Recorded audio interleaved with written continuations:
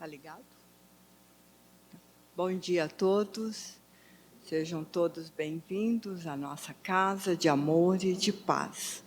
Hoje nós falaremos do capítulo 17, Sedes Perfeito. Jesus começa perguntando e pedindo para sermos perfeitos como o Pai o é.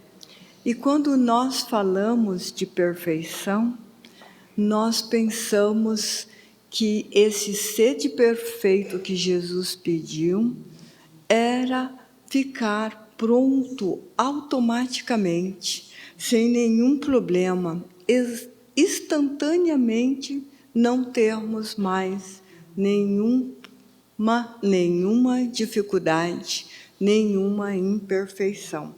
Mas não é exatamente sobre isso.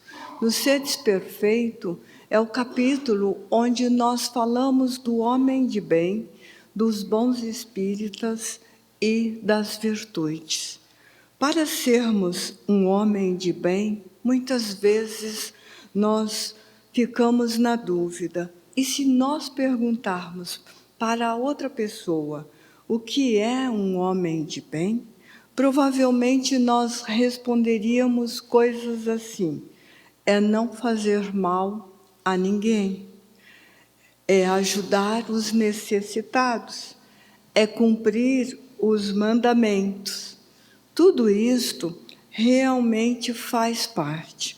Mas Kardec mostra neste capítulo que o homem de bem vai muito além das aparências.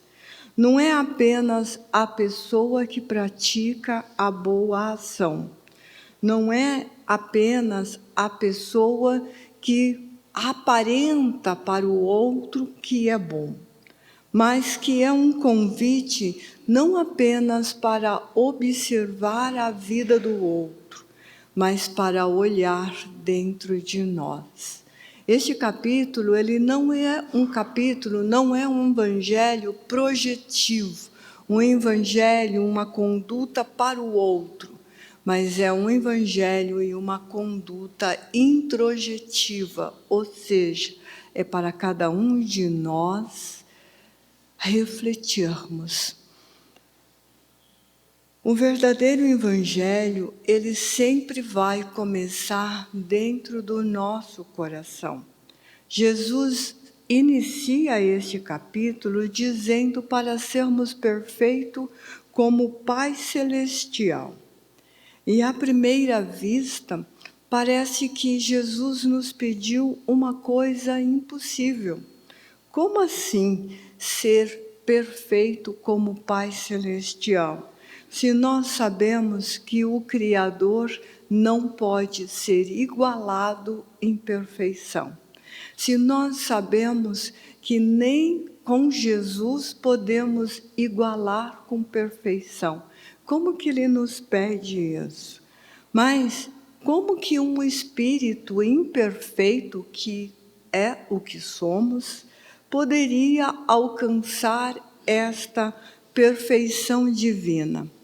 Quem tem a oportunidade de observar no Livro dos Espíritos a questão número 100, onde Kardec fala da escala espírita, onde ele fala da escala dos espíritos, onde que nós nos encontramos dentro das nossas imperfeições, nós vamos verificar que, devido à nossa evolução, o estágio em que o planeta Terra se encontra e no estágio que nós mesmos nos encontramos, na designação do que é o bem, do que é o mal, daquilo que nós podemos fazer de correto, daquilo que nós fazemos e que não é tão correto, nós vamos nos encontrar ali entre os espíritos imperfeitos e no esforço de sermos bons espíritos. Então, é uma escalinha onde nós vamos subindo. Essa escala não é rígida, Kardec esclarece isso. E nós oscilamos de uma para a outra até que as virtudes realmente façam parte de nós. É disso que Jesus está falando. Ele está falando desse esforço que nós vamos fazer, desse esforço que todos os dias empenhamos conosco, e por causa disso o outro percebe, que vai fazer com que as virtudes se fixam verdadeiramente em nós. André Luiz, em um dos seus livros, que eu não vou me lembrar qual agora, ele diz que nós não podemos mudar a outra pessoa, apesar de nós tentarmos constantemente mudar o jeito de ser da outra pessoa, mudar a atitude da outra pessoa.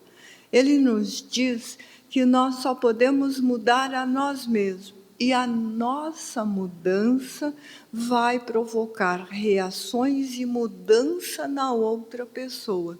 Jesus fala a mesma coisa. E Jesus, quando ele disse para nós sermos perfeitos, quando nós fazemos este esforço, a pessoa que convive ao nosso redor vai fazer um esforço, ele vai pensar: poxa vida, eu gosto tanto da maledicência, mas eu estou convivendo com uma pessoa que todas as vezes que eu vou falar mal de alguém, ela se cala, ela entra em silêncio. Vou parar de falar mal da outra pessoa. Então é desta maneira que nós aprendemos. Jesus não fala que a perfeição moral já está pronta. Ele fala que nós conquistamos a cada dia, através de um caminho contínuo e de um aperfeiçoamento contínuo. Então, este Evangelho não está falando de chegar, ele está falando do processo, ele está falando do caminhar. Nós sempre queremos chegar, nós sempre queremos cortar a faixa da vitória. Mas o Paulo de Tarso, quando ele falou dessa faixa da vitória, ele disse que era para nós corrermos como vencedores. E não que era para cortar a faixa da vitória, que era para nós corrermos como vencedores, para que nós pudéssemos saber que ao terminar a nossa existência, nós teríamos vencidos em muitas situações. Caminhar, nós podemos nos comparar a uma criança. Como que é este caminhar? Como que a criança faz isso? Um bebê não sabe andar. E quando ele vai exercitar isso, ele não se coloca de pé imediatamente, sai andando, salvo raríssimas exceções. A criança, ela se posiciona, ela verifica a firmeza das pernas, ela se posiciona nas mãozinhas, ela engatinha, depois ela se coloca de pé segurando em algumas coisas e devagarinho ela vai soltando as mãos e tentando os primeiros passos. Nós somos exatamente da mesma maneira nas questões morais. Nós fazemos um exercício com uma coisa que é muito difícil para nós, mas nós não temos muita certeza se aquilo realmente se tornou uma virtude em nós. Nós sabemos que nós nos saímos muito bem com o mar calmo, com o mar da vida em tranquilidade. Quando o mar da vida está revolto, quando ele está em tempestade, é que nós vamos verificar se aquela virtude realmente faz parte de nós, se nós realmente conseguimos manter a serenidade diante da tempestade. Uma coisa extraordinária no estado de São Paulo é que raramente tem tempestades. É difícil, quando tem um vento a 60 ou 70 quilômetros, nós já ficamos assustados. Eu vim do sul do país. No sul do país, próximo das mudanças do Pacífico com o Atlântico, nós temos muitas tempestades. E é muito difícil. Eu posso dizer para vocês, por conhecimento de causa, é muito difícil manter a calma, a serenidade, não ter medo num dia de tempestade. A nossa vida é do mesmo jeito. Quando está tudo tranquilo, quando o marido é gentil, quando a esposa é amorosa, quando os filhos são pacientes, nossa, que delícia que é a vida. Mas quando a gente está doente, quando a gente está com um pai complicado, quando a gente está com um filho teimoso e por aí afora, um chefe muito exigente, como é difícil de manter essa calma e essa serenidade. E aí é que entra esse exercício que Jesus pergunta. A perfeição é um caminho que nós vamos conquistando passo a passo. Toda grande jornada começa com o primeiro passo. Toda grande mudança na nossa vida acontece com a primeira decisão. Se nós não conseguirmos decidir-se por isto, nós não vamos conseguir nem sermos um homem de bem, nem sermos bons espíritas responsáveis e nem exercitar essa virtude continuamente. Porque nós sempre teremos o olhar para o que a gente já percorreu. E todas as vezes que nós já percorremos, todas as vezes que nós ficamos tentados a olhar para trás, nós podemos fazer uma lembrança da época antes do nascimento de Jesus, o seu povo, aquele profeta, aqueles profetas, organizando e preparando para o nascimento de Jesus.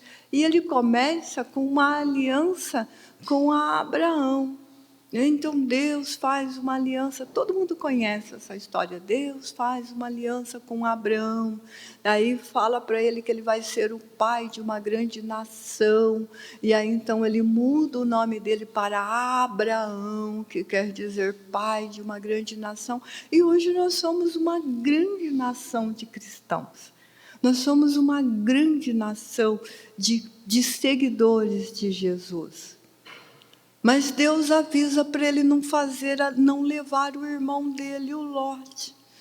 Por quê? Porque Ló ia causar problemas para ele, ia causar problemas com a aliança. Mas ele é teimoso, igual nós somos teimosos. Quantas vezes as pessoas nos advertem, não faça aliança com essa pessoa. Cuidado com essa pessoa não é um homem de bem, essa pessoa não é responsável, e nós somos teimosos. E fazemos isso. Não, você está com inveja, você gosta de criticar, você está vendo defeito onde não existe.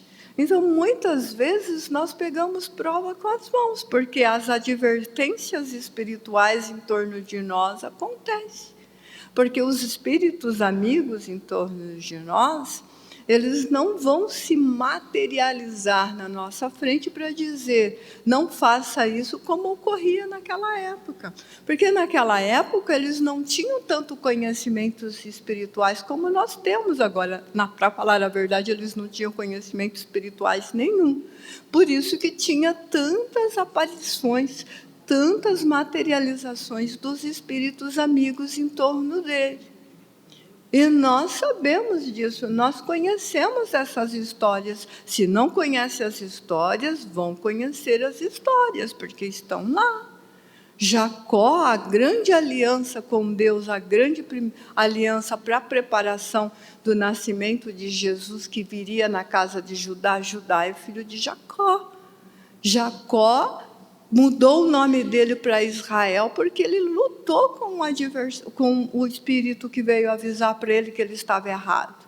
Mas hoje nós não precisamos disso. Nós temos a casa espírita, nós trabalhamos na casa espírita, nós temos as mensagens dos amigos, nós temos as palestras, nós temos os estudos, nós temos as reuniões mediúnicas que nos advertem. E nós temos os nossos companheiros encarnados. Os primeiros espíritos que nos advertem somos nós mesmos, porque nós somos espíritos encarnados. Então, quando alguém diz para a gente, cuidado com essa pessoa, investigue, interrogue, será que essa pessoa está com inveja mesmo? Será que essa pessoa está criticando, uma crítica vazia mesmo? Vamos investigar, vamos ver se é isto mesmo. Porque muitas vezes nós vamos ter essa dificuldade. E Ló trouxe problema para Abraão. E aí, quando nós queremos olhar para trás, o tempo todo que nós queremos verificar o caminho que já percorremos, em vez de nos mantermos firmes no caminho que escolhemos, nós precisamos lembrar da mulher de Ló, que virou uma estátua de sal na história. São linguagens figuradas. A Bíblia é um livro complicadíssimo para ler, cheio de figuras de linguagem, coisa parecida.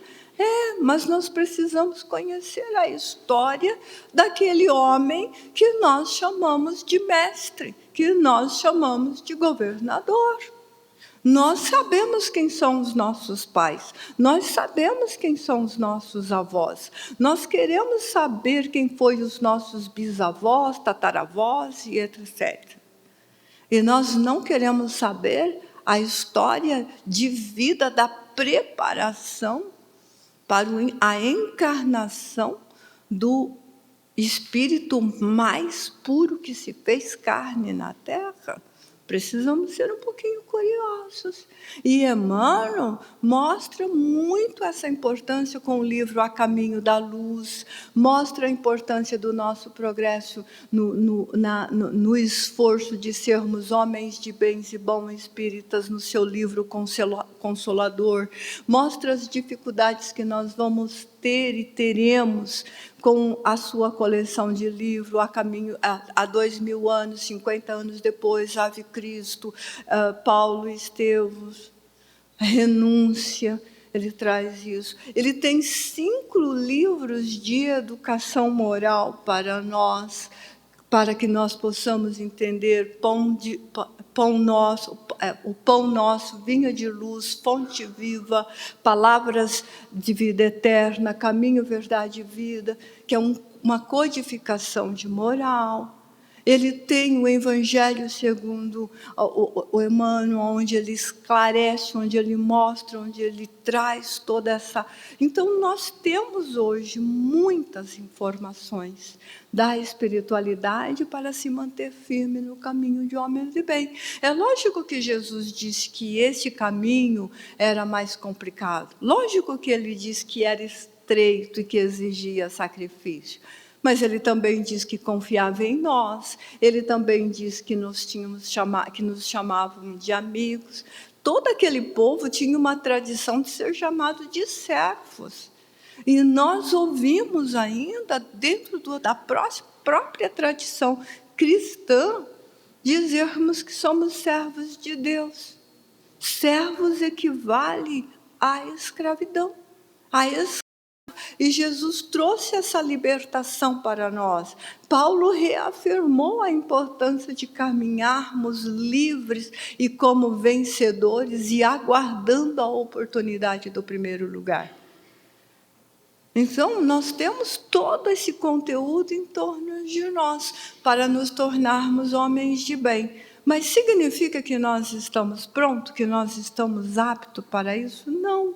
É para isso que nós estamos encarnados. Se nós já estivéssemos prontos e se nós já estivéssemos aptos para isso, nós não estaríamos encarnados. Nós estamos encarnados exercitando aquilo que a gente já achou que conseguiria, que dava conta. Então, eu vou nascer na família X, vou me casar com o senhor Y, vou ter o filho H e M, e vou tirar tudo de letra, vou tirar nota 10, vou trabalhar na empresa quadrada, vou fazer isso, vou fazer aquele outro, vou nascer no sul, vou migrar para o estado de São Paulo, que é mais quente, vou fazer isso, vou fazer aquele outro, e vou tirar tudo de letra. Mas a gente não tira tudo de letra. A gente reclama, a gente blasfema, nós amargamos o nosso pão de cada dia, nós fazemos a oração do Pai Nosso e nós enchemos a boca para dizer: Senhor, dai-nos o pão nosso de cada dia. E a gente vai trabalhar reclamando, o pão vem amargo, o dinheiro não dá e a gente acha ruim, mas a gente está amargando o pão todo dia. Porque o patrão não presta, porque o chefe isso, porque o colega de trabalho aquilo. E tudo isso está em nossas mãos para trabalharmos e para mudarmos. E agrava mais ainda se nós fazemos tudo isso e se nós enchemos a boca para dizer que somos espíritas, porque esse evangelho nos mostra que ser um homem de bem já é difícil. Ser um homem de bem espírita, vou lembrar do Raul Teixeira, ser espírita é para quem é forte, não é para quem é fraco, não. Por quê? Porque nós temos que vigiar dobrado. Estou sendo um homem de bem e estou entendendo a doutrina espírita, que é uma doutrina de evolução. Eu estou praticando a doutrina ou eu estou brincando de praticar? Nós já brincamos de praticar há muito tempo. Nós já passamos por outros mundos, inclusive na própria Terra, em estados inferiores, em estados primitivos. Nós já alcançamos o status de expiações e provas. É um status, significa que nós já galgamos degraus, mas nós reclamamos. E daqui é para a regeneração. Então, vamos nos esforçarmos para a regeneração. A gente tem que ter um ortodoxo, a gente tem que ter uma... Assim, para todo lado que a gente olhar, tem que ter uma frase na nossa frente, assim, brilhando, com luzes de LEDs a 150 mil volts. Regeneração. Regeneração, porque daí a gente fica forte, fica corajoso, porque Jesus e os amigos espirituais estão dizendo: vinde vós que estáis cansados, vinde vós que estão oprimidos, eu estou aqui, vinde. Ele não virá carregar a gente no colo, nós nos propomos, nós já tiramos nota 10. Lógico que a gente vai chegar lá com o boletim cheio de notas vermelhas, mas pelo menos nós vamos chegar consciente das coisas boas, onde que nós tiramos notas azuis. Então, é nesse sentido que Jesus fala da importância da gente adquirir as virtudes permanentes na nossa vida. E ele é um exercício, ele é um evangelho que nos convida a isso, fazer esse exercício permanente da virtude. Que a paz de Jesus esteja em vossos corações e que nós possamos exercitar todos os dias as virtudes, sermos homens de bens e bons espíritos.